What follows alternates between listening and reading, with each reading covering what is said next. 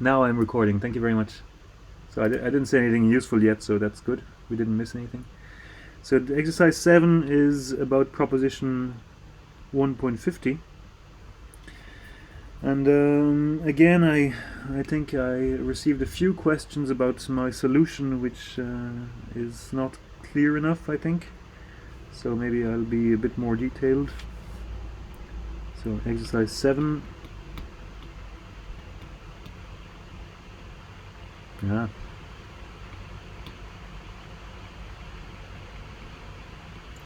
So I did some preparation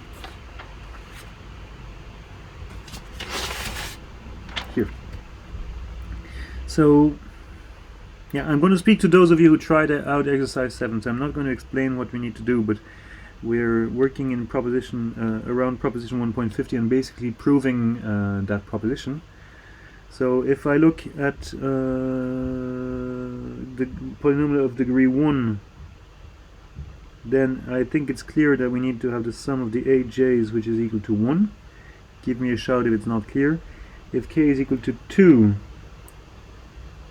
sorry, if we have k is equal to 1, then it becomes obvious that we have to have this. For those of you who tried the exercise, is that clear? Yeah? If k is equal to 2, then I just redid it a bit clearer, so we have this. So those of you who have never tried the exercise, don't try to understand, go and have a coffee. Or read the corrections. I just want to go over this quickly. We want this to be equal to this. Sorry, we want this to be equal to this. And that's quite obviously equivalent to asking that C0 times the sum of the AJ's plus so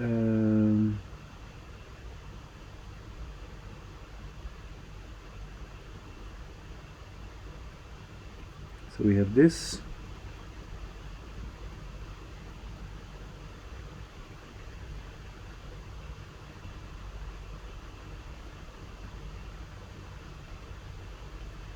Like this.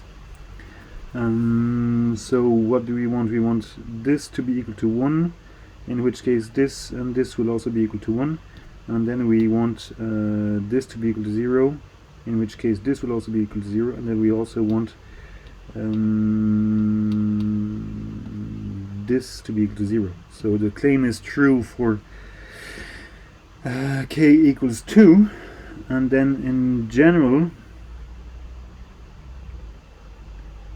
so I take k is equal to some general n, I will be having this kind of expression.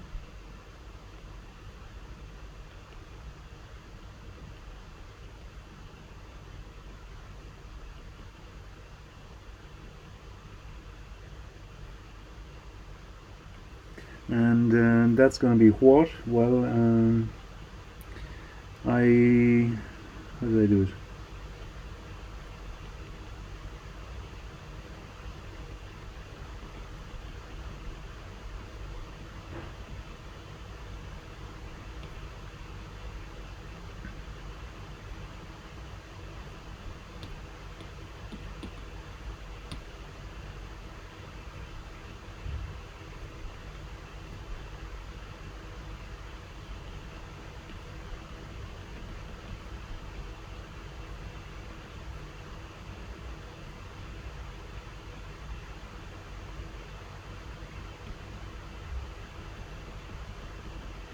Okay, so we want this guy to be equal to 1, this guy to be equal to t, and this guy to be equal to t to the power n. But if I look at these coefficients,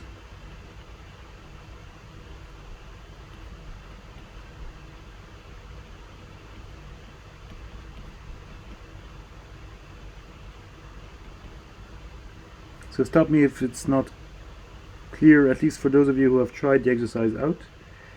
And then we are left with this.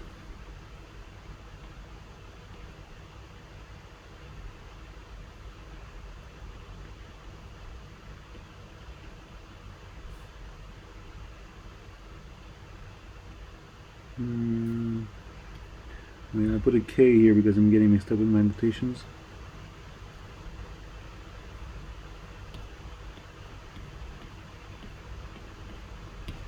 So it's t to the power k, k choose 1, t to the power k minus 1 times j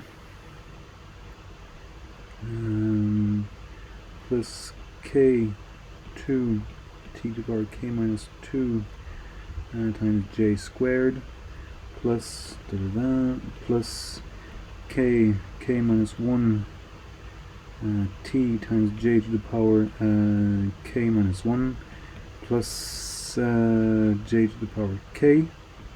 And in order for this to be equal to t to the power k, well, what do we need? We need that the sum over j of these guys is 0, the sum over j of these guys is 0, and these guys is 0, and these guys is 0. Therefore, we need that the sum for all j of aj times j is equal to, j to the power k is equal to 0 for all k going from 0 to n. Is this clearer? So I think I skipped a line here in my solution, but is it now clear? Yes. Okay. So yeah, if you prefer, you can prove it by induction, but I'm pretty convinced by this, like this. So exercise 7 is proposition 1.50. For those of you who have never tried it, well, try it. Okay, next exercise 8 is which proposition is that?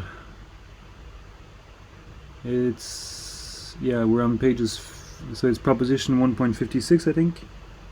Oh no, it's nothing at all. No, so this is just yeah, so I'll be speaking to those of you who've tried it. Was there anything intrinsically complicated about this one, or can I just skip and move to the next one? It was okay for me. Okay, so Ferdinand, it was okay. Clara, Roland, the others, Lydia? Yeah, it was alright. Okay, so I think this, I mean, it's very boring. I think this is very annoying to do, but it shouldn't be hard. So if you have a problem, you call me and I'd explain it to you on tete-a-tete. It's easier, but it's only useful if you've tried it out. Otherwise, it's not an interesting exercise. So I'll skip over this one. Oh, sorry. Yes. Was it exercise 8? Yeah. Yeah, there was one thing where I wasn't sure about the very last step, I think, in the correction. Here? Yeah. Can we switch the sums if the inner sum depends on the index of the outer sum? Short question is I don't know. Short answer is I don't know. Long answer is I don't know. Let's see. So again, sorry for those of you who haven't tried it out. I'm not going to explain the context. So we have this minus this, and then what are we doing? Then I expand this into this. This is, I think, correct. So then we have this guy which kills with this guy, and we are left with the sum for k going from 0 to p of what? Of ck times the sum for r going from 0 to k minus 1, k choose r, and t to the power r. Is this correct? Yes. Yeah. And then no, I think no. I don't see why that would be so easy. It's not. I mean, it may be true. Maybe this is correct. Ferdinand, did you check? Is it correct? If you didn't, it's No, okay. I didn't do all the competition by myself. Must admit. But I would say the problem is that in the last expression, in the end we get something with k minus 1, so t to the power k minus 1, but the k is not defined. What we want to show is that the highest term is t exponent p minus 1. Yeah, no, I think it's wrong. I think it's wrong. I mean, no, you're right. Sorry, you're right. It's wrong. So all I want to do is I want to switch the orders here. So here we're doing, for those of you who remember your maths classes, it's a Fubini. And I think I messed up my Fubini here. So, yeah, clearly I messed up my Fubini. So let's do it slowly. Thanks for your question once again. So k goes from 0 to p, 0, 1, 2, up to p. And when r is fixed, sorry, when k is fixed, r goes, no, so k goes from 1 to p, in fact. Because at 0 there's nothing. So when k is 1, r goes from 0 to 0. When k is 2, r goes from 0 to 1. When k is p, r goes from 0 to p minus 1.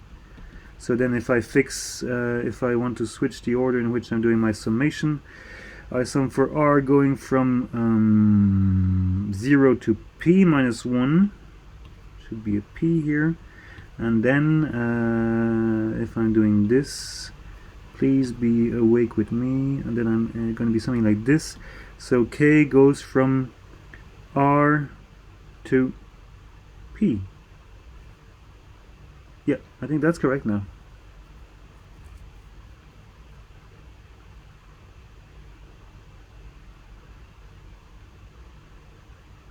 You happy with this?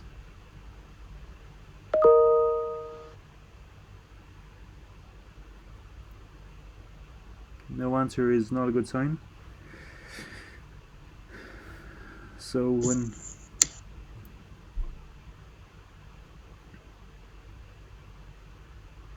when p is, yeah, I think that's okay.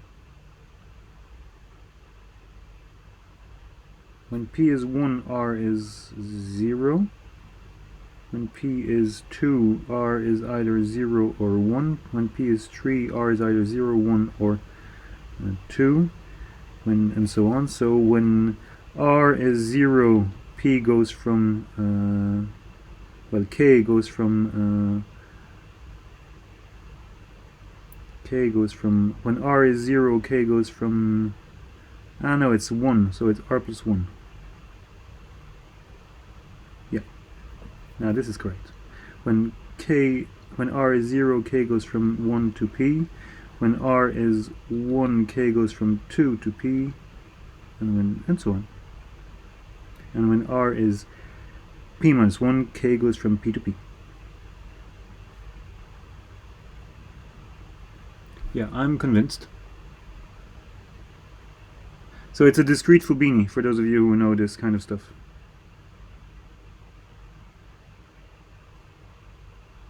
Yeah, I didn't know it, but it seems logical, so I think it's alright. So yeah, Okay. it's a trick that this trick here. So you're very right, Clara. You can't switch orders without checking what's happening inside, and you may remember this with integrals when you're integrating a function on a triangular domain. Well, if you integrate for x going from 0 to 1, then y goes from 0 to x. So x goes from 0 to 1, y goes from 0 to x, your function. So this is dy dx, like this. Where it's the same as you're integrating x going from y going from 0 to 1. But then x goes from y to 1, f of x, y, dx, dy. You may remember this from your high school maths classes. So that's this thing here is what we're doing here, but with sums rather than integrals. Yeah, makes sense. Thank you.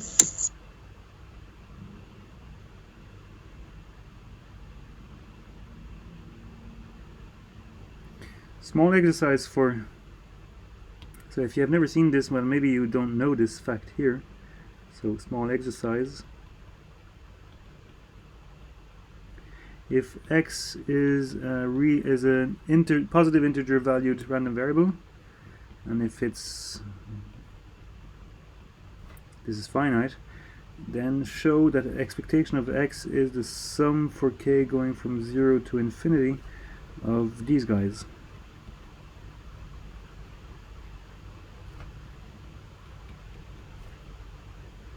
It's actually quite a useful formula.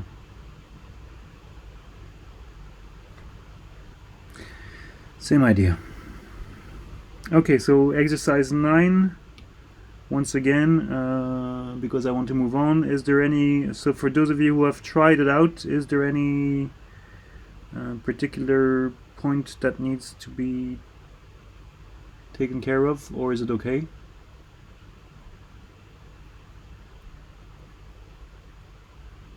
I guess it's okay. Exercise 10.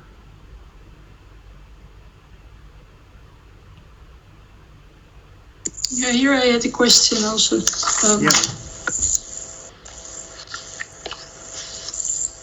In the polynomials, like the first line, the example with the t. This? Yeah. Just the last equation. I was not sure if it's entirely correct. This here? Yeah. Because I have the impression that the last one would be equivalent to the previous one, but with both j and r going to k plus n, and not j going to k and r going to n. That might be mistaken.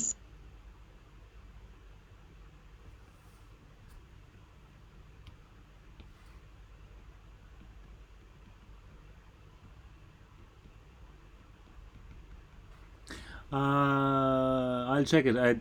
Right now, I mean, you might be right. It's going to take us 10 minutes. It's going to take me 10 minutes. So I'll check it out. Anyway, I'm going to make a new version of this correction, and I will make a note if it's correct or if it's not correct. For those of you who haven't tried this exercise, please try it out. And if you find a different answer, please tell me. That would make me save some time, and I'm always happy to save some time. So maybe it's correct, maybe it's incorrect. I don't know right now. Okay, Clara. No problem. So all of you who are following this exercise session, we all owe a huge thank you to Clara for her work. Please be advised that for the next exercise session, I expect all of you to do the same thing. Next exercise session will be of the same type. I will be just going over the exercises and saying, is it okay or is it not okay? And it's not, I mean, of course, she probably will do the job anyway, but it's not fair to expect her to be the main source of questions. So anyway, exercise 11. Is this interesting or not?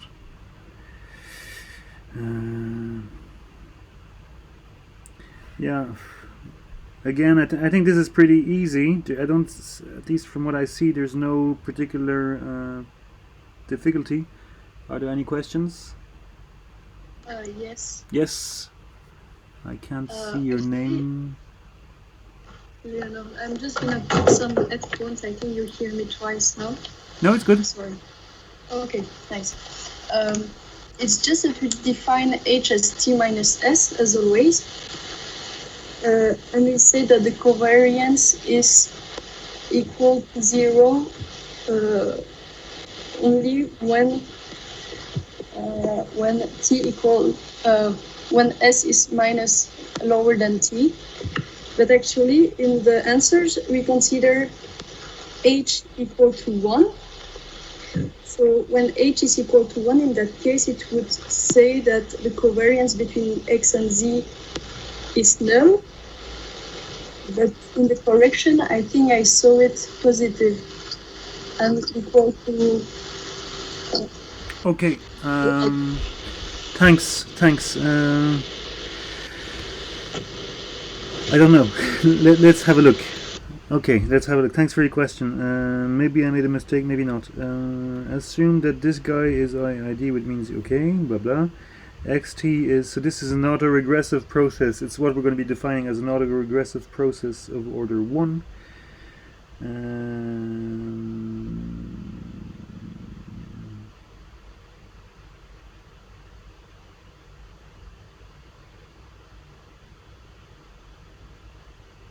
So we want what? Yeah, so what we want is that we have the process, and we want that the process at up to time s, which depends on the past in some way, is uncorrelated with the future noise. So we want that covariance of xs with zt.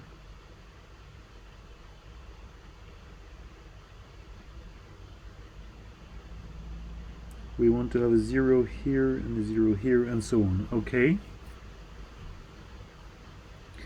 Now, now what? Now what?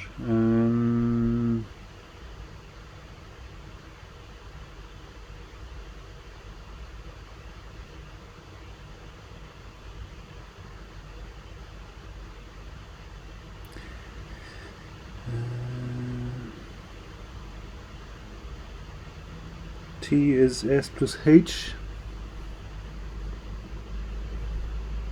So we look at covariance of xs plus h with xs. Yes. So that's, I just replaced by the definition. I see no trick. So s plus h minus 1, zs plus h with xs. Okay. Then I use linearity to get this. Okay. So here and in general, I never claimed that what I'm doing is the smartest way of doing the solutions.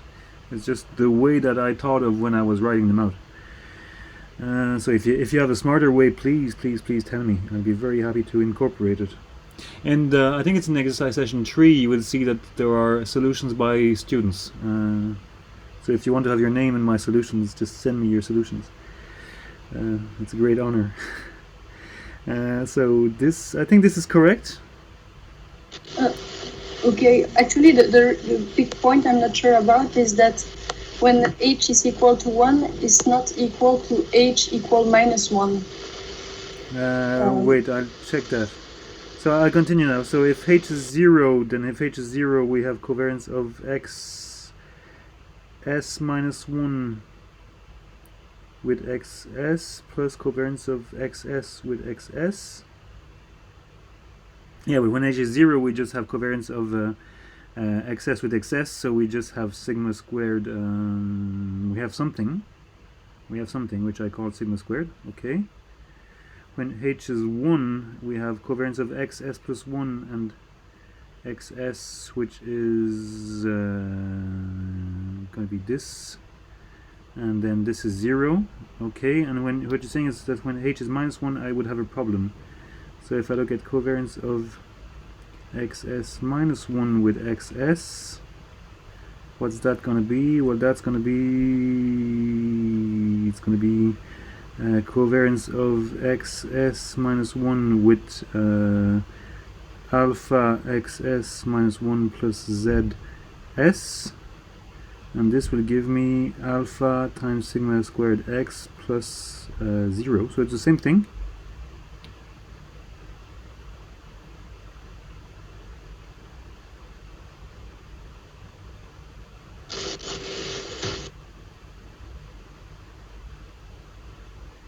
Am I? Yes, I got mistaken somewhere. But still, I'm still wondering. In this case, we don't tackle the case where h is equal to minus 1. I do it here. Oh. Okay. But it's not the same as h is equal to 1. No, you're right. Yeah, you're right. I should have written it out. It's not obvious, at least right now. I don't see why it's obvious that it would be the same. So you're right. It's something missing, and it's actually not even the same argument. So I agree with you. There's something missing in my corrections. Very true. And so the matrix, sorry, the matrix afterward is not symmetric either, right? Well, it will be because it's the same result. I mean, it is the same result. It's just not obvious, but it's. I get the same thing. Okay. I mean, Okay. the covariance between z, t, and x, s is 0 in these cases, but that doesn't mean that the covariance between x. So it's not the same here as having x, t, and xs. So here I say that the process is uncorrelated with the future noise, but that doesn't mean that the process is uncorrelated with its future self. Maybe that's what's causing the confusion. Yes, I think I will review afterwards. Thank you for the explanations. No, you're right. It's not so clear. So I'll do this again for all. I'll rewrite this. You're right. It's not very nicely written.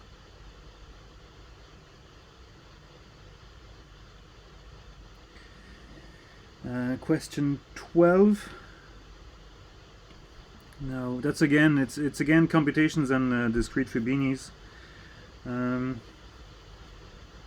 Yeah, this one I am going to skip it because we're going to be doing this computation many times in the course notes. It's very important. This is really important. It's something that's going to be coming up an awful lot. I hope I didn't make a mistake in my correction, but you have to know this result and you have to know how to do it, because this is going to be appearing every 5 pages for a full chapter. So you need to be able to do this, okay? Are there any problems with what I wrote in the correction? I know it's a lot of work for everybody. And then question 13, is that okay?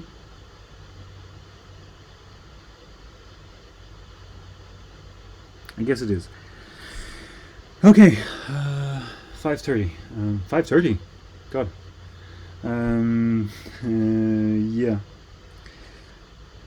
So for those of you who've tried the exercise session out, well, thanks for your remarks and questions. I will update this with your remarks, particularly with Clara's remarks, which were very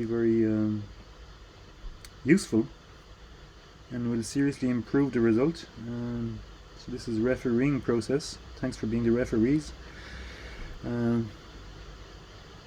Just as a remark, you may notice that this is the document that last year's students used and nobody complained, so it means that either they didn't read it or they didn't understand it. So we can always pass the blame around. So you should have access in the Teams to exercise session 2. I'll just check. Exercise session 2 is there. No, I'm in the wrong Teams myself. Where are you? Here. So in the files of the exercises, yes, there is exercise session 2.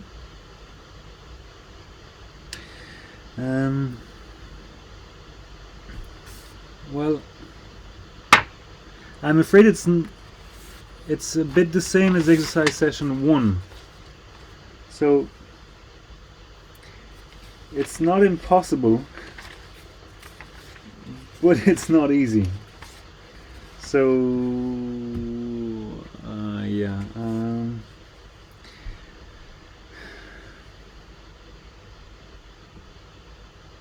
Maybe I'll give you. Maybe we'll finish the course, today's course, by me giving you little help for exercise session 2,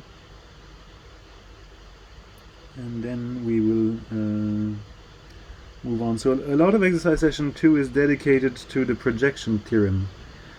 I don't know if you remember what the projection theorem is. It's something we saw last week. So let's start a new sheet.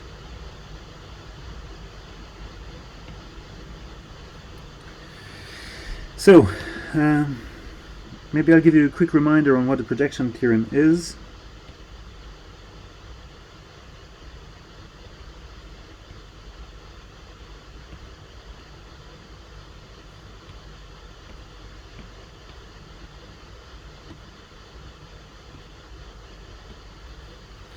So for those of you who are new here,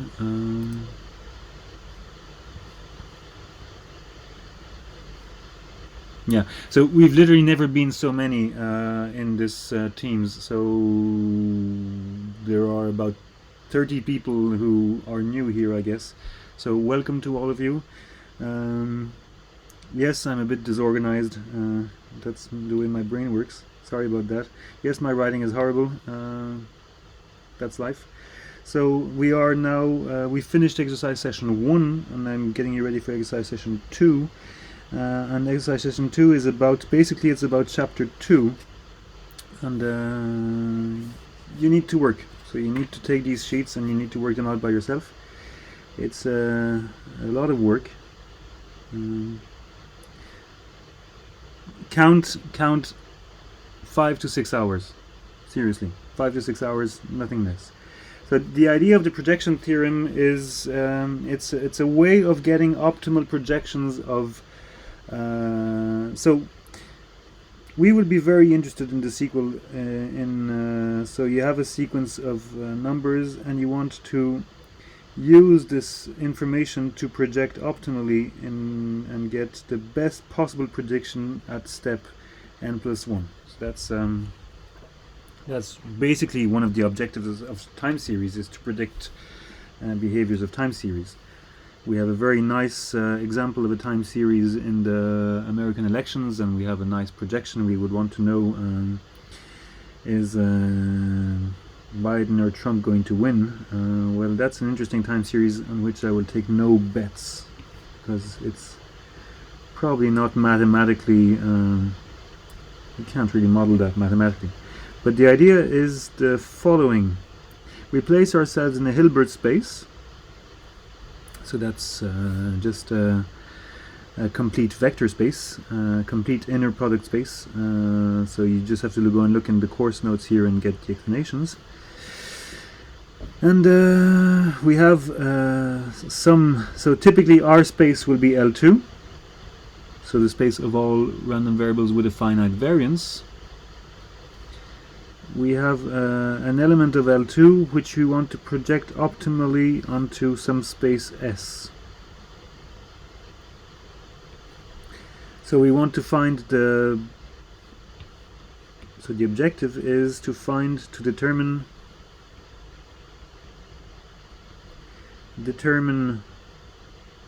the element of S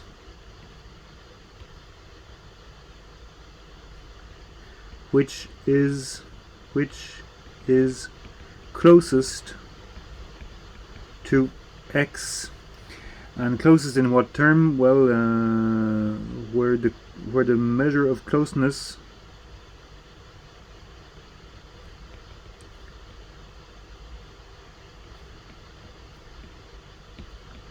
well, it depends on the norm that you've chosen on your Hilbert space.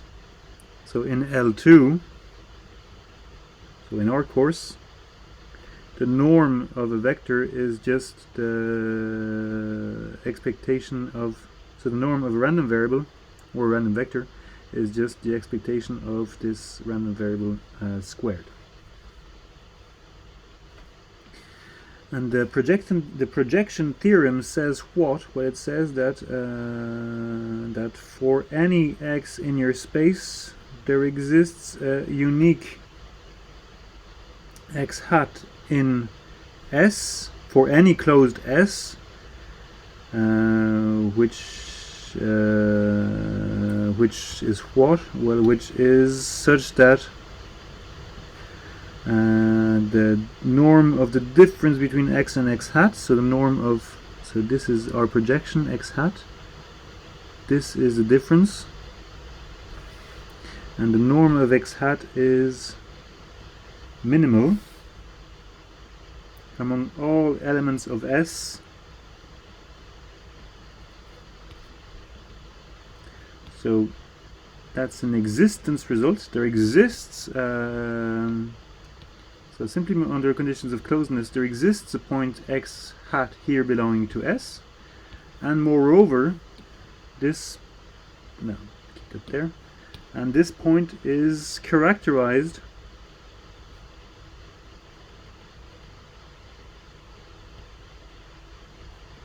by the fact that x minus x hat is orthogonal to all y for all y in S.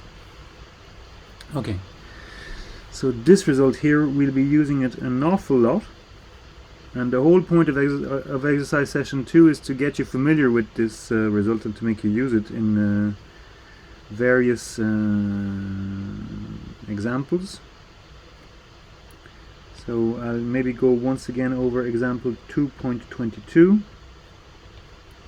If H is the space of random variables with finite variance, if S is just a collection of constants,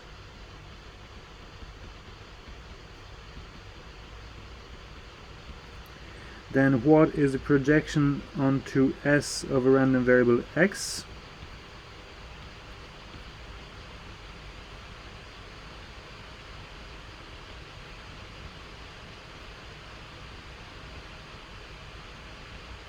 So it's something we did already last week, but I want to insist on it, so I'll do it again. So the projection onto the space of all constants of x, it's what? Well, it's whatever constant there exists, so whatever real number alpha, which minimizes the L2 norm of the difference between x and alpha. So what's that in the L2 situation? Well, it's this guy.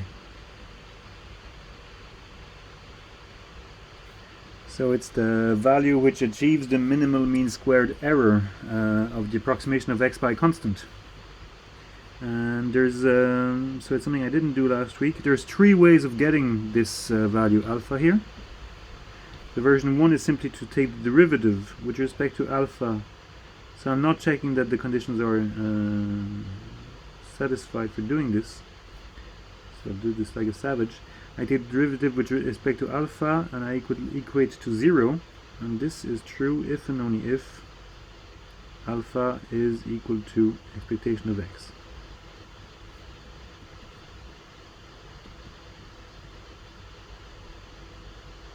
So that's probably, this should be something that you've done already. It's the checking that the mean is the best approximation of a random variable x in terms of mean squared error.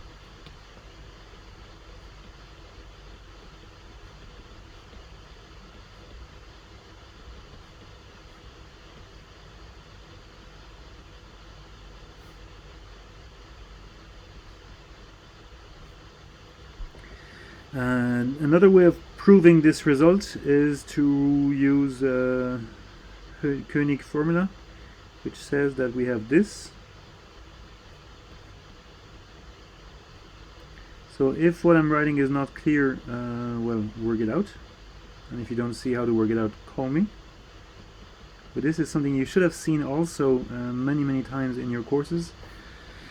That the approximation by any constant can be written as the variance plus the bias squared. So it's something you've already used in your courses. The proof is quite obvious, and this is basically Pythagoras' theorem. In terms of the projection theorem, it is just Pythagoras. So this is a version of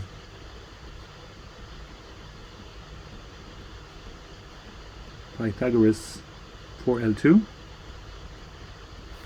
which says what? Well, which says that the norm of this guy here is equal to the norm of this guy here plus the norm of this guy here. And as you see from here, well, what we see is that if this is equal to this plus this, well, then the minimal value is achieved. Because you're always adding something positive, the minimal value is achieved at alpha, which is given by the mean.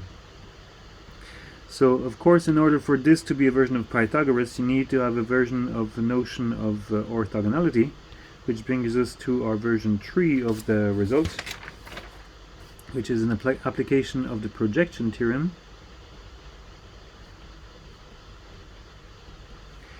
So we know that x hat, the best approximation of so x hat, which is the best approximation in L2 of x by a constant.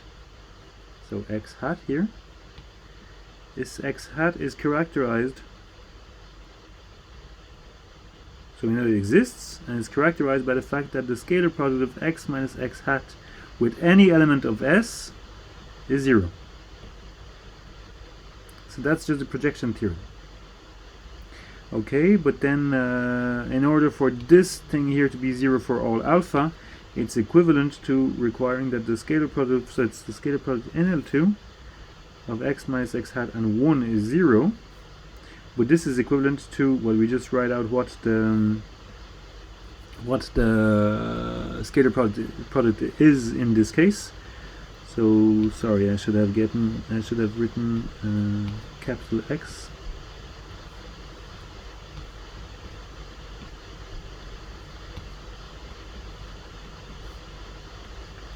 Well, so yeah, and I should have written the fact that x hat is an element of S, of course.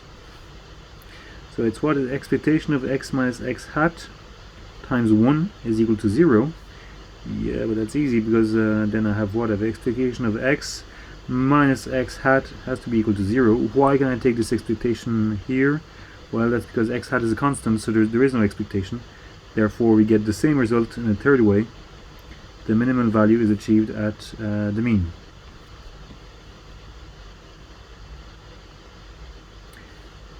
Okay with this? Okay, so example 2. So this is example 2.22 in the course notes. Example 2.23 and example 2.24.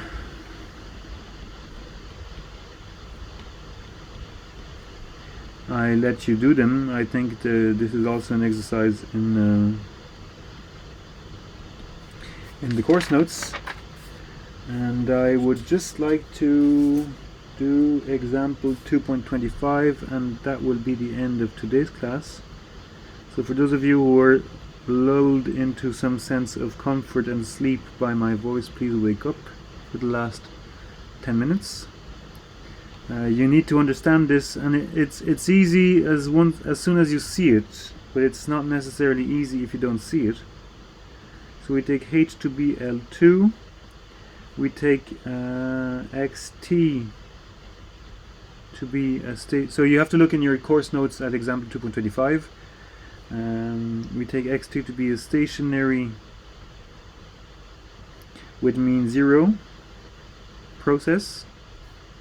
So this means what? It means that we have a process which is indexed in Z.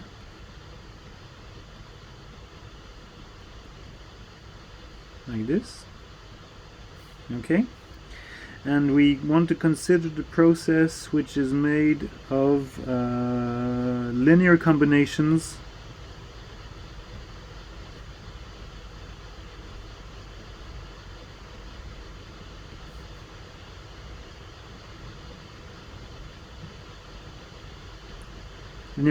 of the n preceding observations. So we look at the space of all linear combinations of the n preceding observations, and the question is where are my course notes, because I'm forgetting the question.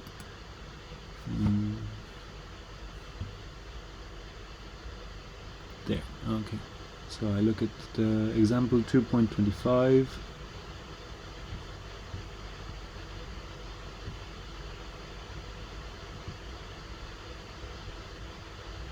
Okay.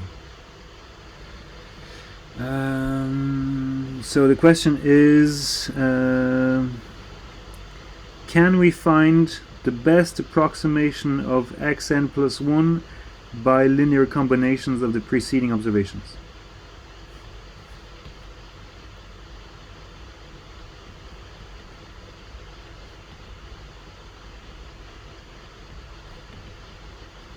So we want the best prediction of xn plus 1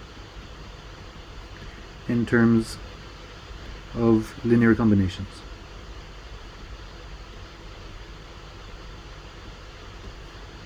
Now, there's many ways of doing this, but I'm going to apply the projection theorem because that's what I consider to be the easiest.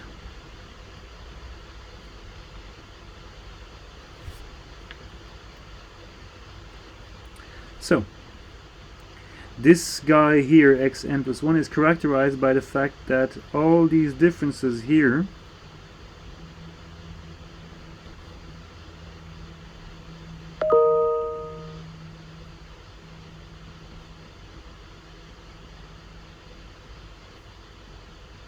are 0 for any sequence of numbers here.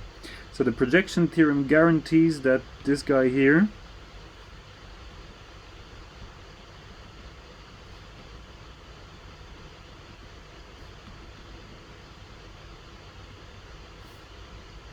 is characterized by this this equation here. This has to be equal to 0 for all possible coefficients phi and j. Okay, but this is what? Well, this is equivalent.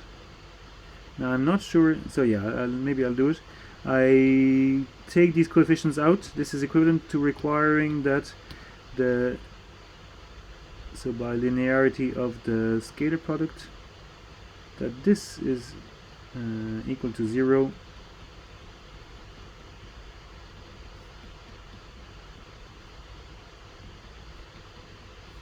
for all phi and j. And I did this last week for a simpler case, but is it clear that this equation here is equivalent to requiring that this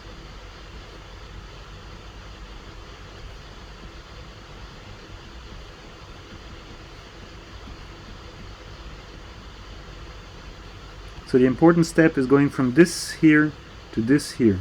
For those of you who are still conscious, is it clear how I go from here to here?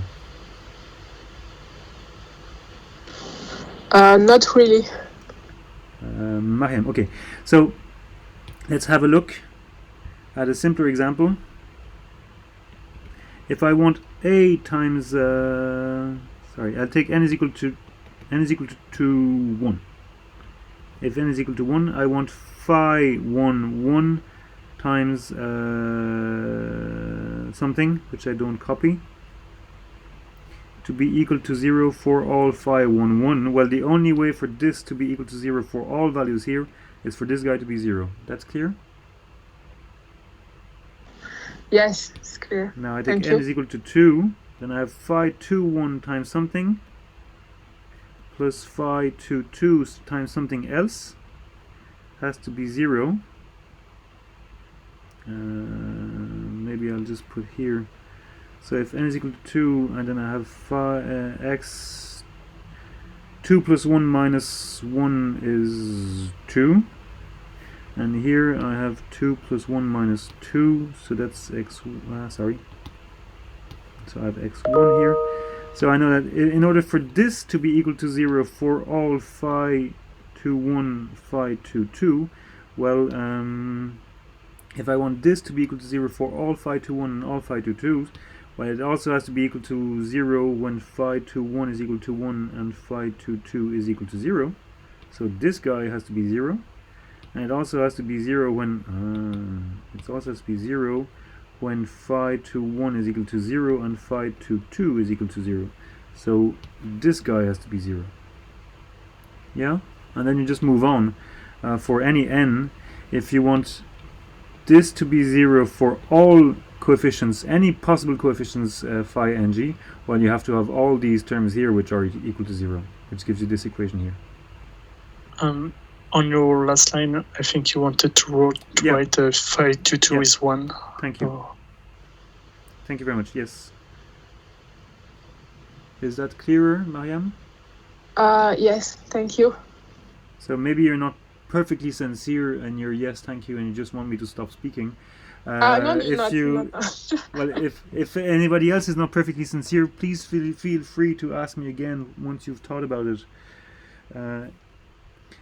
this is an important step because now we have transformed our condition, which was a bit strange, into something which is actually very simple because it's just a system of equations. We have n equations and the unknowns are here. So if I write it out more explicitly, I still have 5 minutes, so I will do it. So what do I have? Well, I have xn plus 1 minus, I'm looking for the coefficients phi hat and k going from 1 to n, xn plus 1 minus k, x1 plus 1 minus j. This has to be equal to 0 for all j. But then that's what? Well, this gives me a system of equations. I'll just work them all out again a bit slowly. So when j is equal to 1, I get an equation. J is equal to 2, I get another equation. Up to j is equal to n. So don't forget that our scalar product here is simply the expectations because we're working in L2. So we have expectation of xn plus 1. When j is 1, this gives me expectation of xn plus 1 xn minus the sum.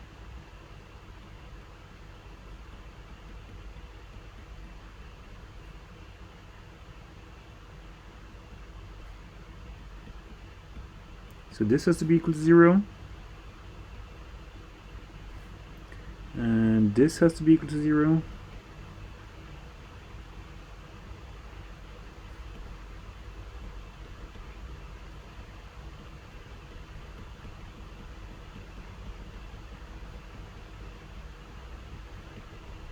And so on up to here.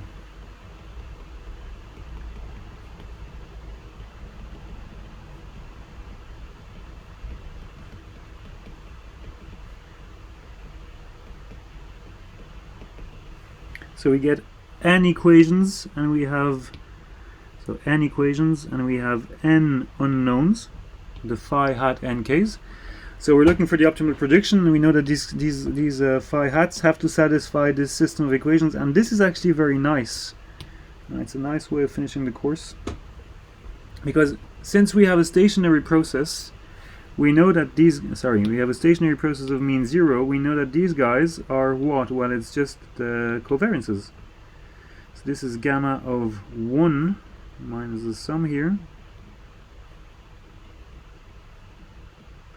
And that's gamma of n plus 1 minus k minus n, so it's just, well, maybe I'll write it out explicitly.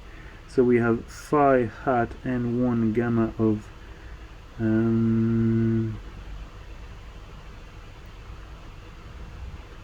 so if k is equal to 1, I have gamma nn, so I have gamma of 0, plus phi hat n2 gamma of 1, plus I continue phi hat n gamma of n minus 1, which has to be equal to gamma of 1, and then I continue.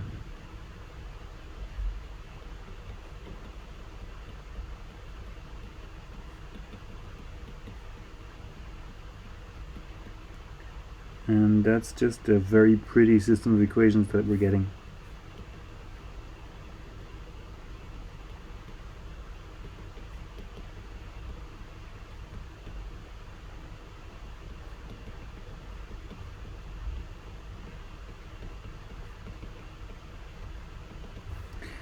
And so, I mean, the step from here to here is just I'm working out these covariances and I'm being careful with the indices. And that's very easy to write out in matrix form. So yeah, I'm forgetting. I'm also using the stationarity of the process. The stationarity of the process is important for this step.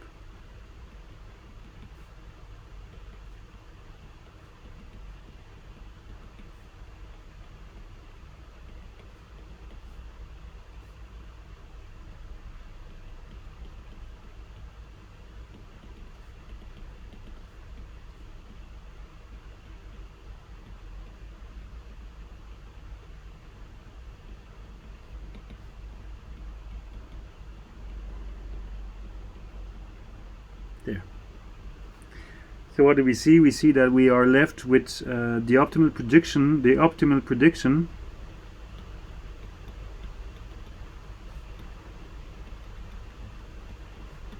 is given by coefficients phi hat n1 up to phi hat nn, which I would call phi hat n, like this.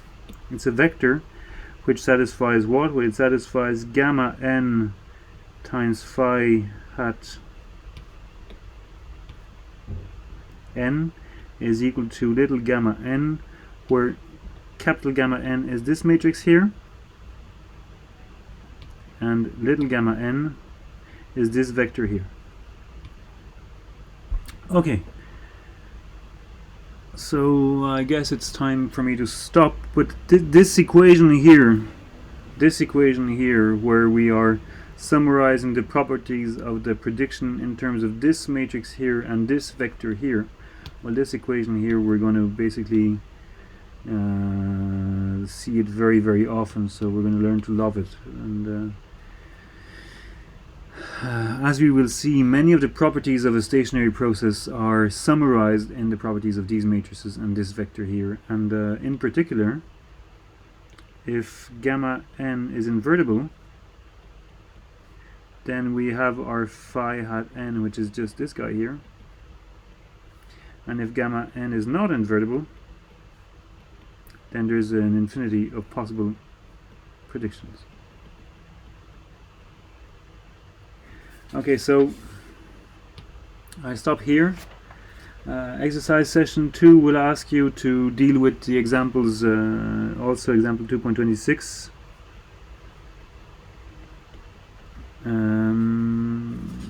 Try it out. I mean, seriously, try it out. Otherwise, you won't enjoy. So in 3 weeks, we'll do the corrections of exercise session 2. If you don't try the exercise out, you won't enjoy. I mean, even if you try them out, you probably won't enjoy. But if you don't try them out, you certainly won't enjoy the correction session in 3 weeks. And I think that's where I'll stop. So next week, is next week holiday or not? I forget. Wait, I stopped taping already.